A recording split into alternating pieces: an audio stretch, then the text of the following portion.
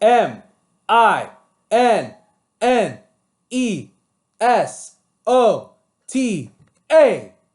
Minnesota.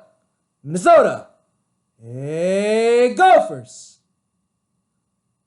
I love going to the Minnesota soccer games, and I love singing that fight song. I always have loved fight songs. I always remember playing them as a kid, as a trumpet player in marching bands, and I always loved when we got to that fight song. It always riled me up like nothing else. And I'm also the kind of guy who on July 4th loves marching around while walking my dog, listening to the Star Spangled Banner and John Philip Sousa marches. It's just the kind of thing I like. And there's a specific power, though, to fight songs and how they rile us up and they get us ready.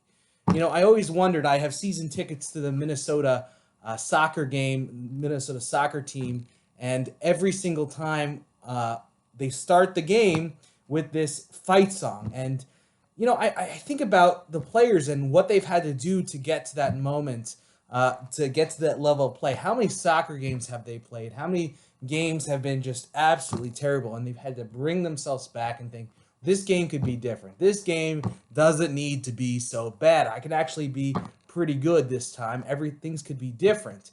What gets them to think that? What actually brings them up to that level? And I think one of the things that does that is that fight song. It riles them up. It's supposed to connect to who they are and bring them back to who they need to be and who they could be. Maybe their roots, the team they play for. It gives them that spirit to actually think that they can overcome whatever frustration they're facing. And I sort of feel like I felt the same thing just as we were entering Rosh Hashanah. I was doing my yearly writing through my resolutions every year. I write some resolutions of things I want to do better this year, and unfortunately, I saw some resolutions from the past year, and at first that made me very upset, to say the least, that I haven't actually gotten better at these things, or wasn't able to overcome some of the challenges that I faced in years past, and then I'm gonna have to work on, some of the same things again. And I think that sort of matched some of the frustration maybe we're feeling right now, as we go into another high holiday season now, where we're wearing masks again. It's another COVID sort of high holidays where most people are actually not in shul. They're watching on live streams.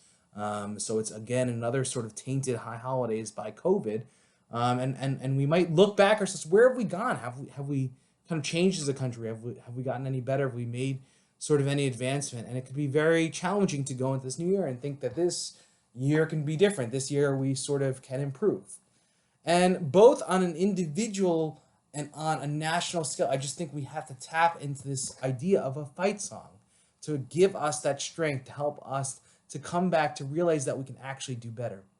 One thing I spoke about on Erev Rosh Hashanah was the idea that Maimonides teaches us, an ancient sage taught us, that when we actually come back to a sin again, when we actually come back to a time and a challenge, when we challenge ourselves again, that is actually the only way that we can actually become better and do tshuva, is actually be challenged once again with the shame challenge and actually overcome it. And Maimonides actually says this is the only way that as human beings we can actually change ourselves. And I think the fight song helps us to do that. But what's the Jewish fight song? You might think of it, you might know it. Yes, the shofar, right? That is the fight song of the Jewish people, is the sound of the shofar that riles them up, that helps them to prepare themselves, and helps to remind them who they are, so that we and Jewish people all around the world can actually once again believe in themselves, believe in the power to actually make change in this year. It's so hard. So many of us are down for all kinds of reasons.